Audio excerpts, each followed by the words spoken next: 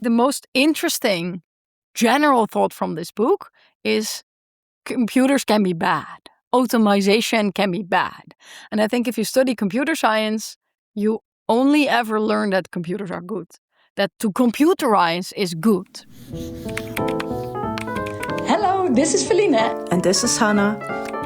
And this is another episode of Computer Science, of course. Computer science. Of course. Computer science. Of course. This is Computer Science. Of course. Of course. Hi, Felienne. Hey, Hanna. How are you? I'm good. How are you? I'm also good. I'm curious, what did you bring? A book called Breaking Things at Work by Gavin Mueller, which is about the history of the Luddites.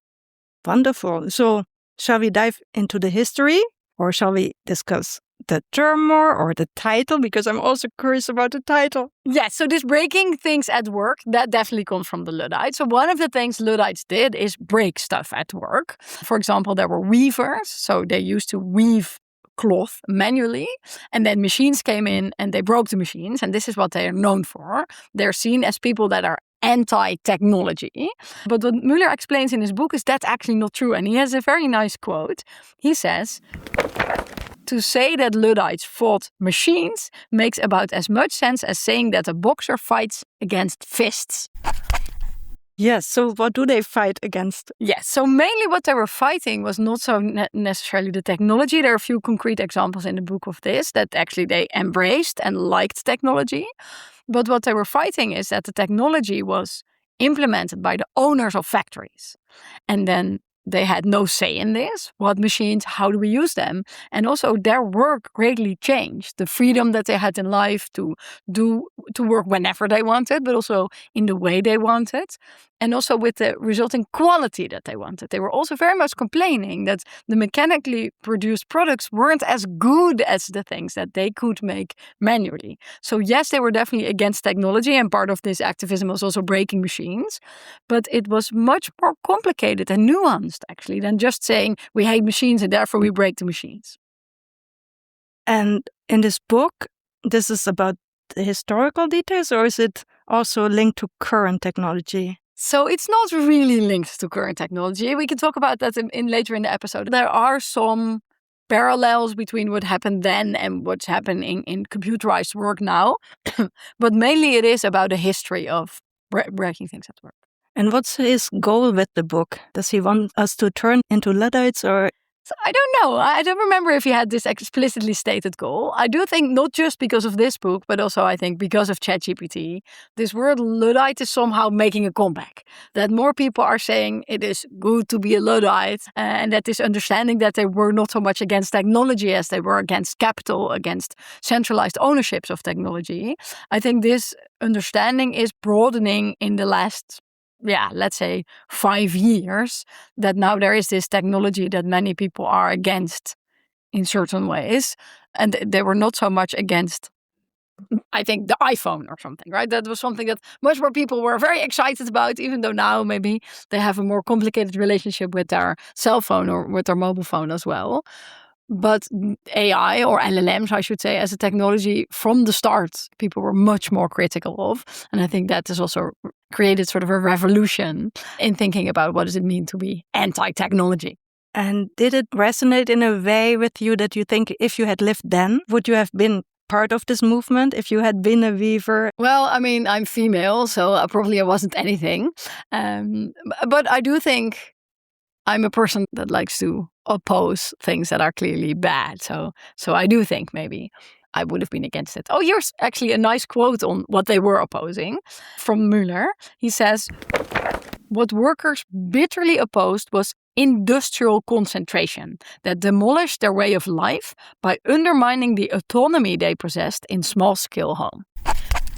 So they used to be able to produce at home, and they had a lot of freedom and autonomy in when to work. If they had done enough for the day or for the week, they could simply just stop working. So it was much more about losing their freedom to make decisions about how they worked than it was about the technology itself, which again, I think there are strong parallels there with LLMs. Yes, maybe before we go to the current times and the LLMs even more, how does this Luddite view relate to Marxism? Sorry for the difficult question. No, so it's not a difficult question. I mean, firstly, I can say that what is Marxism? I think Marx himself famously said, I don't understand what a Marxist is, then insofar as I understand it, I'm not one of them. So it is very hard, I think, to understand Marxism, especially for us simple computer scientists. I think part of it, as I understand it, is the same goals as the Luddites.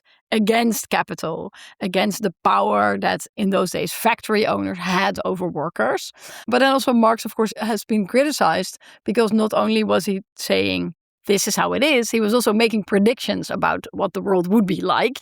And for example, he said, well, this exploitation of workers, it must lead to a revolution. Like, people will not be exploited like this, so there will be a revolution. And this famously never really happened, at least in the form that he predicted.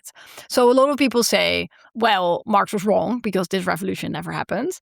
That is part of it, of course. And of course, also a lot of people, if they think of Marxism, they might think of the USSR.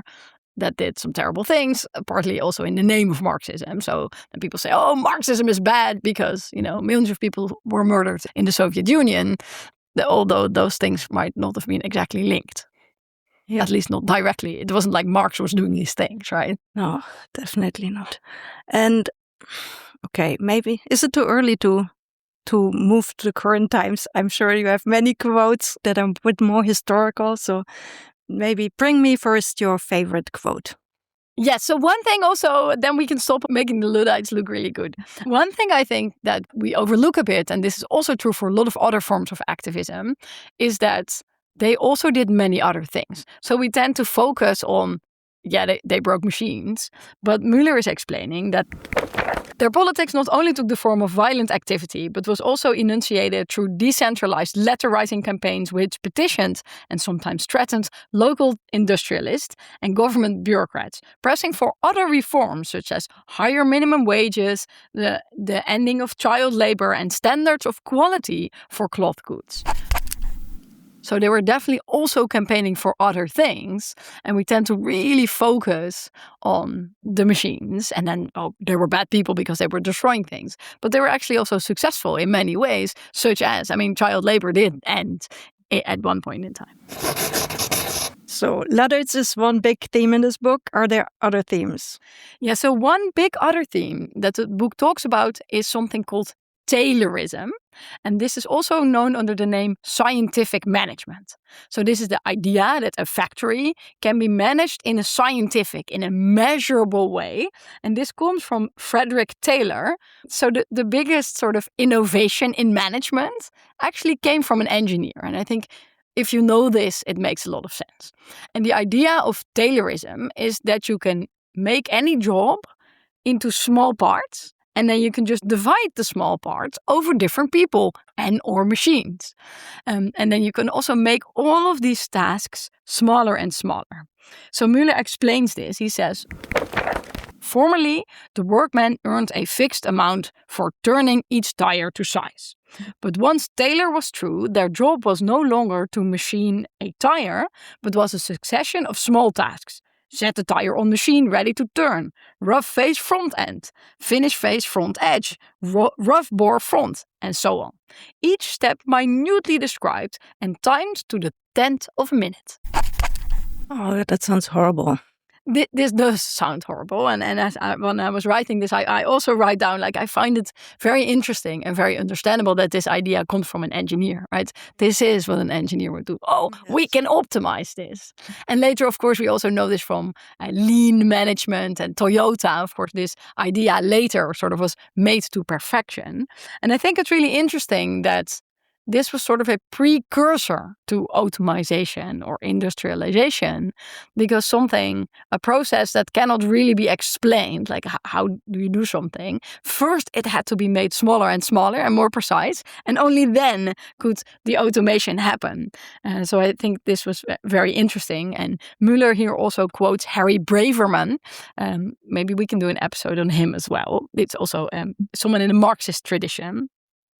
And he says, Taylor raised control to an entirely new plane when he asserted as an absolute necessity of adequate management the dictation to the worker of the precise manner in which work is to be performed.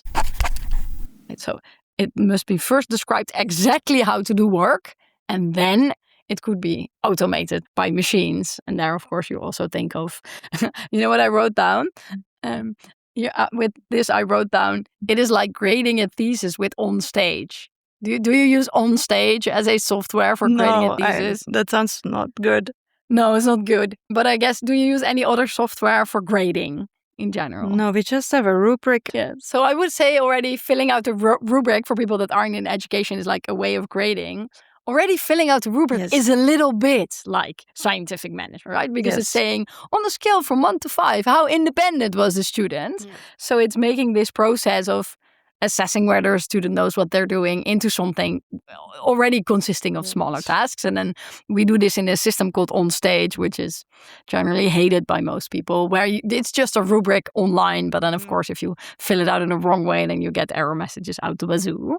But I do think that in a lot of ways for education, but also if you're a doctor or a nurse, then probably also you have to fill out the form after each appointment where it says this patient is a case of this or something. So that's also trying to capture what is maybe a vague and messy process into forms so that they can be in the computer.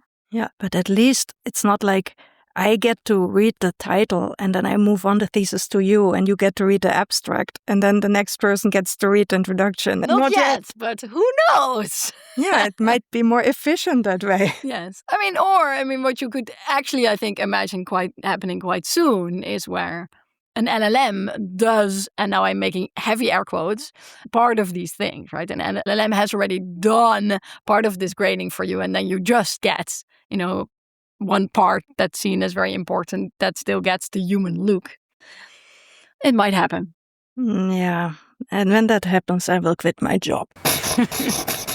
Okay, so we have this idea of Luddites. We have the idea of Taylorism, but you hinted at a third thing. One thing also I think is very interesting in Mueller's book, that he's very critical of the idea that technology is neutral. And of course, we've talked about this in previous episodes as well. And he says, the more fundamental problem of technology is its role in the reproduction of hierarchies and injustices. And so if you have a technology, then it tends to take into and sometimes also expand or increase injustices. And what Mueller is saying is that some people in the Marxist tradition actually thought that the technology was good, right? Let's think of the weavers again. If just the weavers would be together owning the factory, then everything would be fine. And Mueller says that this might have been a little bit of a naive idea, and I think I tend to agree with this. He says that communists were convinced that the same technology that served capitalism could also serve socialism. And I was thinking of this previous Greek minister that's now also writing books called Yanis Varoufakis. He's also arguing this. Technology, big tech, smartphones can actually be good if they would have just been owned in a different way. And I don't think this is very true. And Mueller agrees with this. He says that they don't think of, the Marxists sort of forgot that the way production intimately shaped the arrangement of human beings, their culture, and their struggle. So if you do the Taylorism, even without the machines, you are creating a sort of way in which people work together. Right? I like your example of grading a thesis, right? Imagine you only do the title and then you throw it to your next colleague. Then this creates a dynamic between you all. Then imagine one day you are the head of the faculty, all of you together, even if it would be in a socialist way, then still you are conditioned to work together in a certain way. So just changing ownership to be owner with more people isn't enough, is what Mueller is arguing, because the technology has already shaped the way that we work together. Yeah. And I think this here I also wrote down, this is also true for LLMs. I think a lot of people think, but you can use them in a good way, right? They can be used responsibly. But I think this overlooks that LLMs are already doing something to us. Whoever is the owner, right? Yes, it's a problem that the techno-fascists are owning the LLMs. But also LLMs have already created a world in which we think, a question is something that has an answer. And any question I can ask and then I get an answer in 1 minute. That is now what a question starts to mean to us, right? And this is apparently already measurable, calling each other on the phone less to ask for, I don't know, I want a recipe for something, and you text a friend, or, oh, I'm sick, can you help me? That this is happening less because we have LLMs. So this social reconfiguration is already happening. Even if magically tomorrow all the LLMs would be somehow owned in a socialist way and they wouldn't be capitalist anymore, already they are reshaping the social construct. And I think that Mueller really, really explains this. Very nice. This idea that the technology could just be owned in the socialist way and then it would be fine. Well, firstly, it can because of capitalism. But secondly, it would also not work so well. No, but there's still the possibility of technology that would be good if it would have been developed. I don't want to speak for Mueller, but from his book, I don't get the idea that he believes that these type of technologies, right? Not generally all technology ever, but these type of technologies, they do something to us. I mean, he called the book breaking stuff, right? Breaking things at work. So yeah, I don't think it's a direct invitation. No. What do you think? I think I agree with this, right? That there's a lot of technology, it cannot be put to a good use. There is not a good use for it. So attempting to use it in a responsible way is only delaying the inevitable conclusion, which some people now, I think, slowly are getting about cell phones, right? Or about smartphones, not cell phones that you can just use to call each other, but smartphones, that more and more people are realizing that smartphones cannot really be good. That's true, but then if you think of future technology, is there hope that we develop technology that kind of serves public values or individual human values? Or is technology inherently anti-human values? So I think the thing with human values is there's never one set of values. They change over time. And a lot of things we organize as people is meant to deal with the fact that we have different values. Like we have democracy and everyone gets a vote and it's sort of fair. That is because we have different values. And we live together in a country, but also we have different values and still we don't kill each other all the time. And I think a lot of technology always, sometimes people say this explicitly, right? The tech pros say, oh, we make an AI with your values or with our Western, is then implied, with our values. I think that's already broken by definition because values, one value is that you can live together with people that have different values, which technology can never mediate. No, but then I guess one of the big problems they had with this weaving machines is that it took away autonomy, well-being, these kind of values. And I still have hope that we can build some technology that at least promotes human autonomy or human well-being. But maybe, I'm not ready to let go of this idea. Yeah, so maybe like one thing that's somewhat related, that's also just a quote I really like, so I can just throw it in now here, is that between the owners of the factory and the workers, or let's say now between the owners of technology and the users, there's a really big middle layer of middle management, or now let's say influencers, right, that are telling us how great technology is. And Mueller is saying that in the days of the weaver, the industrious professional middle-class men of today purified from their crime of complicity with the monopolist class. So rather than middle management helping the worker because they are also employees, right? They actually aligned with the factory owners. And I think this now also is happening, that if we want to have a better technology, there's a big layer of programmers, for example, right? We could say programmers are sort of middle or upper class in many situations.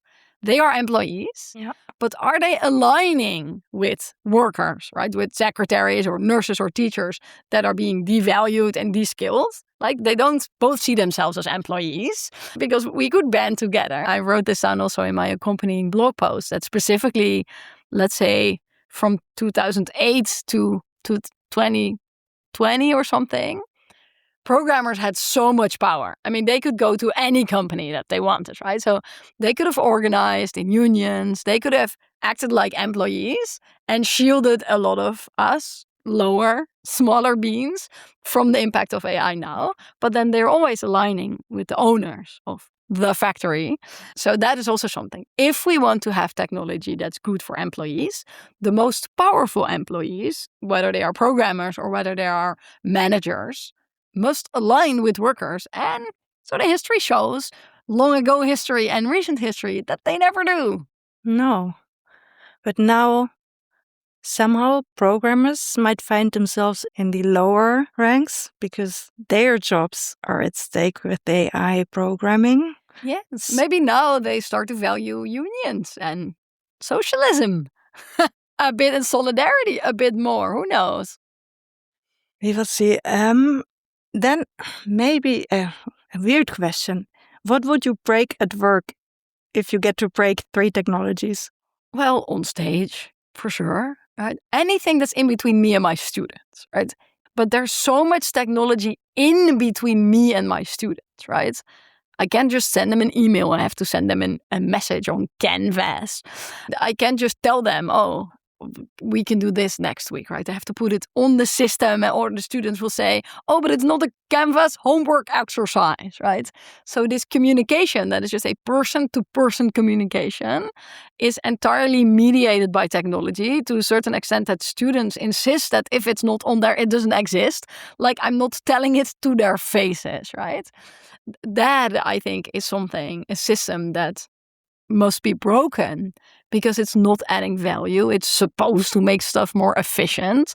But, I don't want teaching necessarily always to be efficient, but I want the social contract with my students to be, I look them in the eye and I tell them what the homework is, right? And I write it down, but I want to give them the responsibility to also write it down, because we're also practicing what it means to be a professional, which is to be responsible for your own stuff. And now we have this technology which teaches students that I am responsible for their stuff.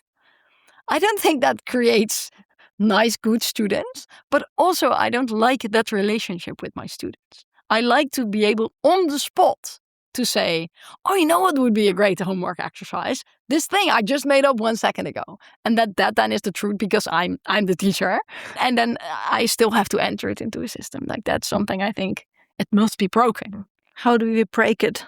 Well, I mean, I'm on a famous Canvas strike, right? So I don't use it. I have my own website where I put stuff, which was fun because when Canvas was hacked a few months ago, no one could teach but me. My students were all like, ha, did you hack Canvas to make your point? I'm like, no, but would it be fun? Wonderful.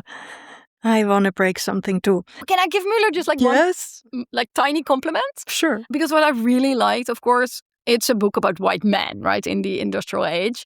But he really makes a point of also including feminist perspectives and anti-racist perspectives. And I think that was really, really nice, that those type of struggles are very often seen as very different, right? Different struggles. But of course, for example, he quotes Malcolm X in saying that automation also has a racist dynamic because the jobs are less skilled and less valuable. And then, who gets to do those new jobs that aren't so valuable anymore? Black people, to a certain extent, much more likely than white people. And then white people maybe move into management and then they start to work together with factory owners. So there are anti-racist perspectives here. And there are also a lot of feminist perspectives that the measurement of work in the factory, you can't really measure work in the household in a similar way. So then only therefore female work gets devalued because it isn't something that can be tailorized. So it was just really nice. I have a few examples in my post with this as well, where he points out Black thinkers and feminist female thinkers on this topic, which it isn't always the case that white male people talking about white male problems also include these perspectives. So that was just really cool. And he quotes Ruth Schwartz of the book More Work for Mother. Maybe we can do an episode on that as well. That this is a book specifically on how domestic labor was not at all optimized by any machine, but actually worsened. This is why it's called More Work for Mother, the book. It's a very good book. Wow, so many new episodes from this book. Oh yes, we keep spawning new episodes from each of them. Do you have a quote for a tattoo or quote for me? I have a quote for Hanna. I wrote down, quote for Hanna. With the introduction of machines and especially computer interfaces to replace worker skills, jobs became a set of abstract instructions that workers had to cognitively interpret and understand rather than a set of embodied actions. Wow. So the workers became machines themselves, kind of. Kinda, yeah. And then he has a few, like in the end of the book, it hypothesizes a bit about computer work, and this is from that part, that this is also happening in computer thinking. Yeah, definitely. I unfortunately recognize. And this was also, we can sneak peek a bit, my homework exercise. So if you do work on the computer this week, think of what is the set of abstract instructions that you are executing or that you are interpreting and understanding. Where are you following a computer script rather than a Hanna script? That I think is a nice homework exercise.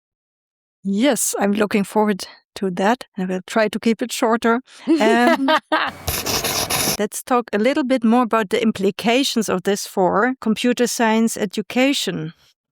Yes, so we said this in another episode as well, I think the one on Weizenbaum, where I think the most interesting general thought from this book is computers can be bad. Automation can be bad. And I think if you study computer science, you only ever learn that computers are good. That to computerize is good, right?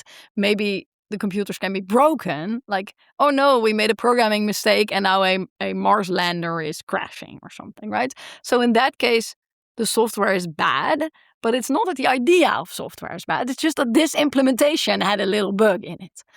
But I think I was sort of radicalized when I studied computer science into thinking, not because it was said explicitly, but implicitly, that it is always good to make software. People are doing messy things and are very unorganized and they are slow and they make mistakes. If only we put a computer in, or a machine in more general, it will be better. And then our job is just to make the machine really good. And our job is not to think, should a machine actually go here and what are the downsides? So that I think was this book was sort of one of the many that I consumed over the last years of de-radicalization, in which I thought, oh, but wait a minute, automation can be bad.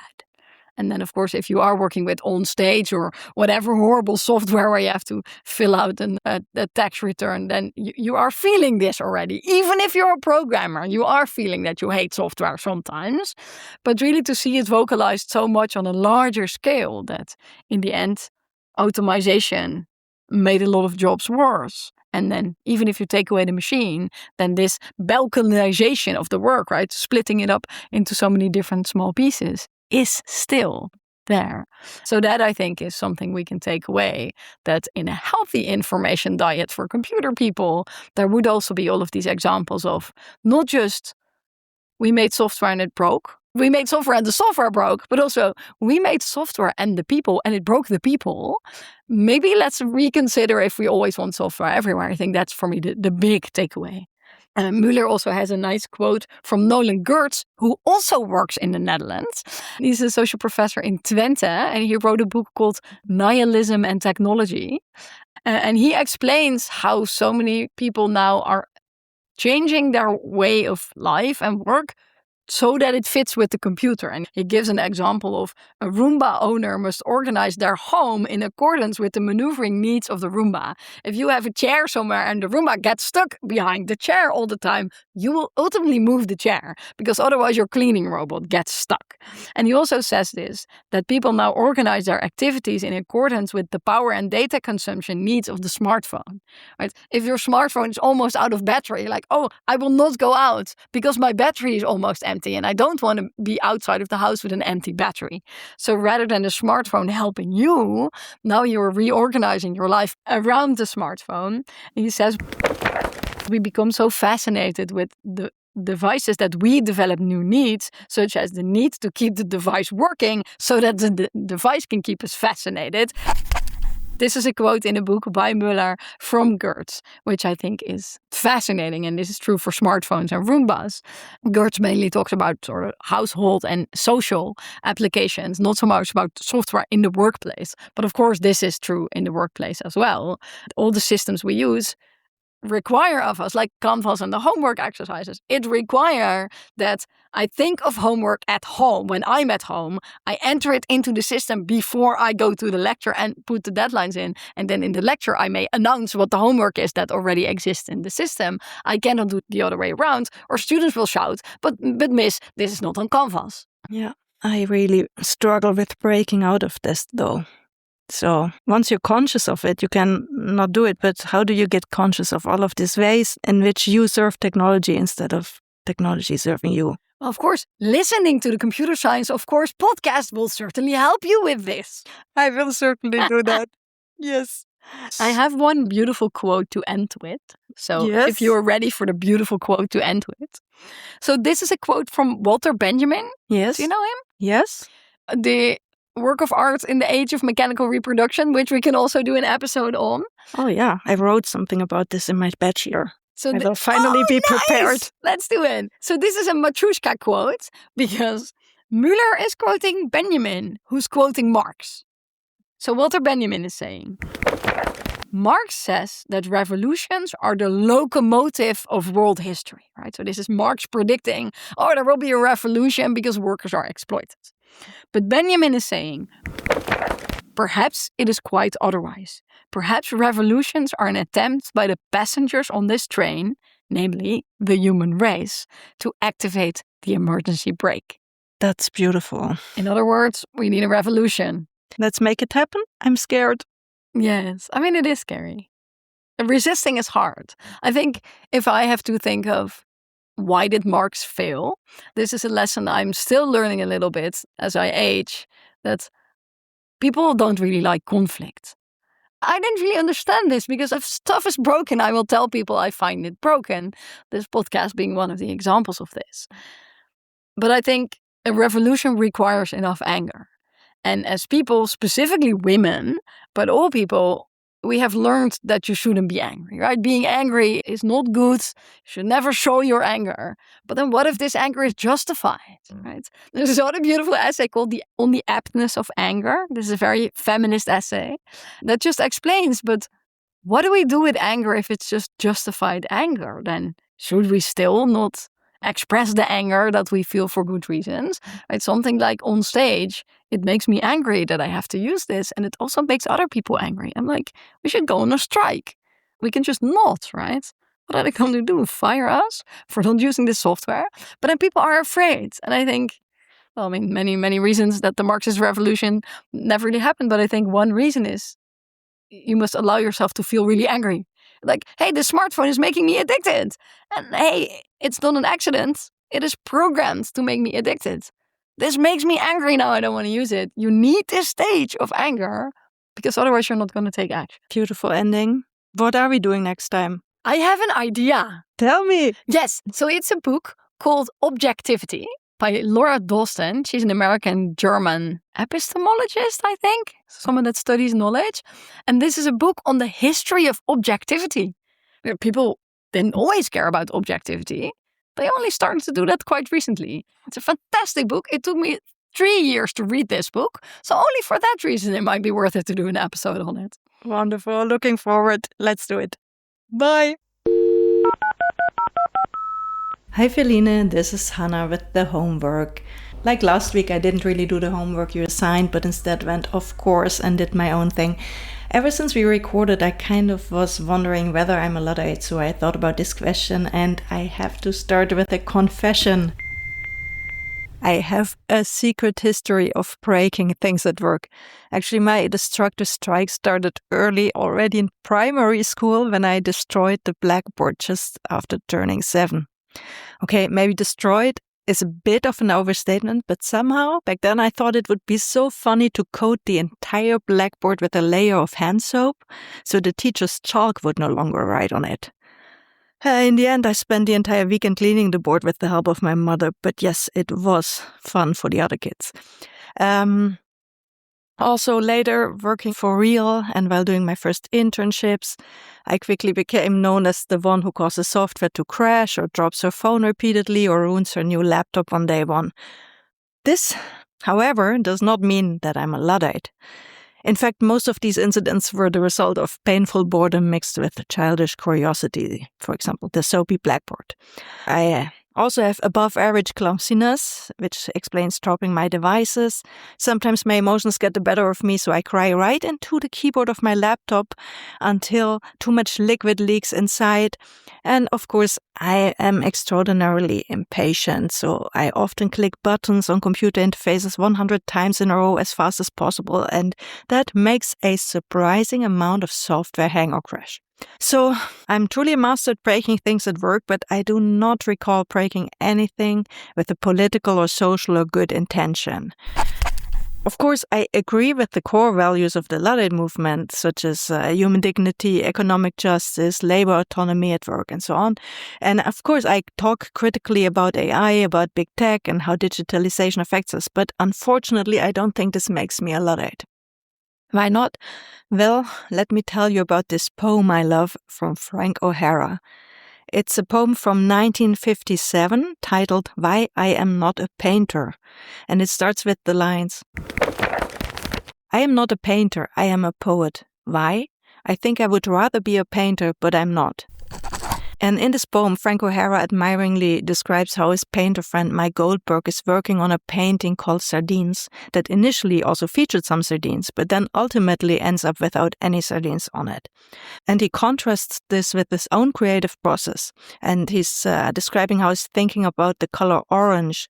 And he finds himself writing lines and in pages and in more pages because there should be so much more, not of orange, of words of how terrible orange is and life.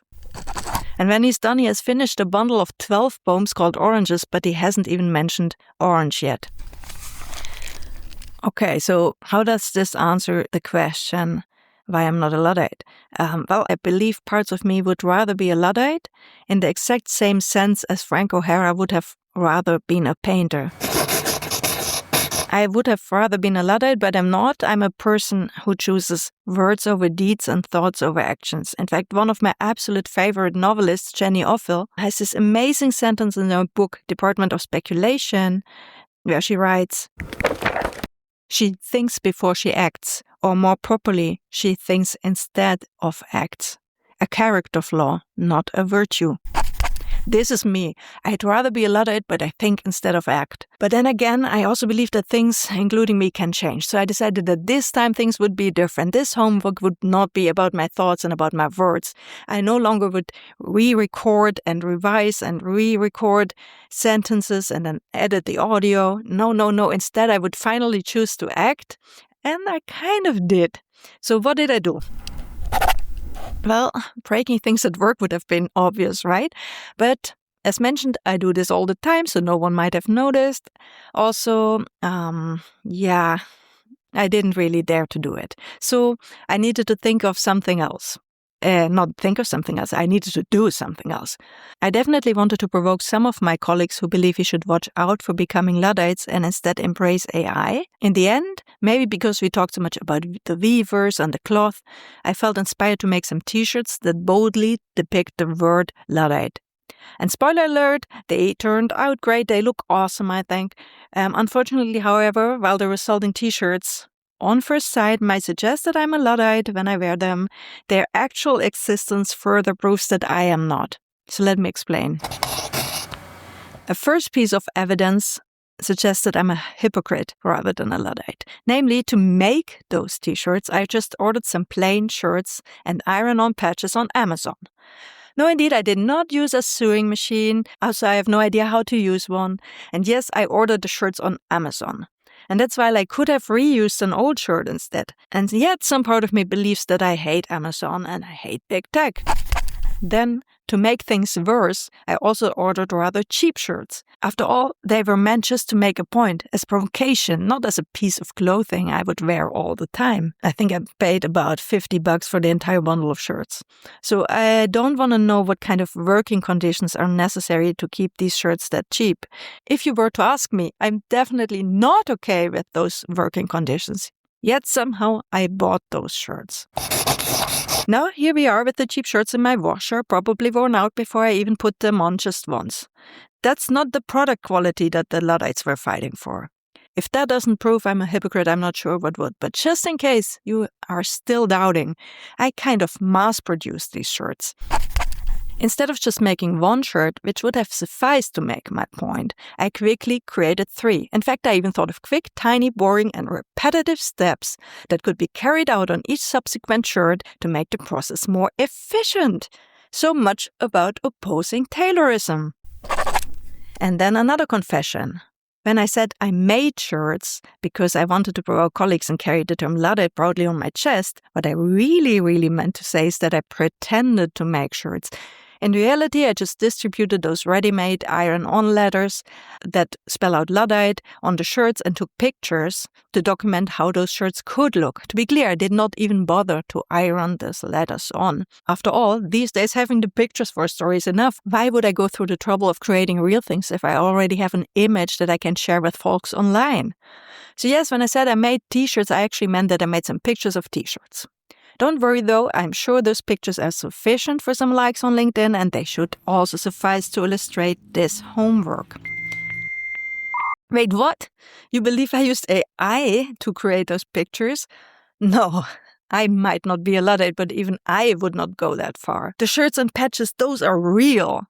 You still don't believe me? Okay, fine, I will iron them on and wear the shirt to work just to prove you wrong. I will proudly wear the shirt proclaiming I'm a Luddite, while I will secretly do my best not to break more things at work. In fact, now that I think of it, wearing the term as a textual statement rather than taking real action could be quite fitting for someone who prefers to think rather than act. I know I promised that this time things would be different, that this week I would act instead of think. But in the end, I could not help myself, so here are my thoughts on whether I'm a Luddite.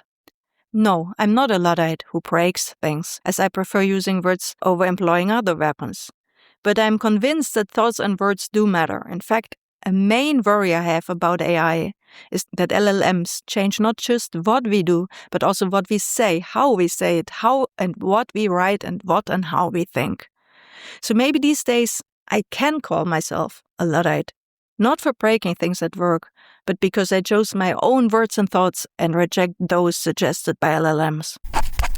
Oh no, now this homework has reached a natural ending, and I haven't even mentioned capitalism yet. Well, in that case, let's just say that capitalism sucks, but if you want to order my self-made t-shirts, I'll make you a special price, my friend. What about $50 per shirt?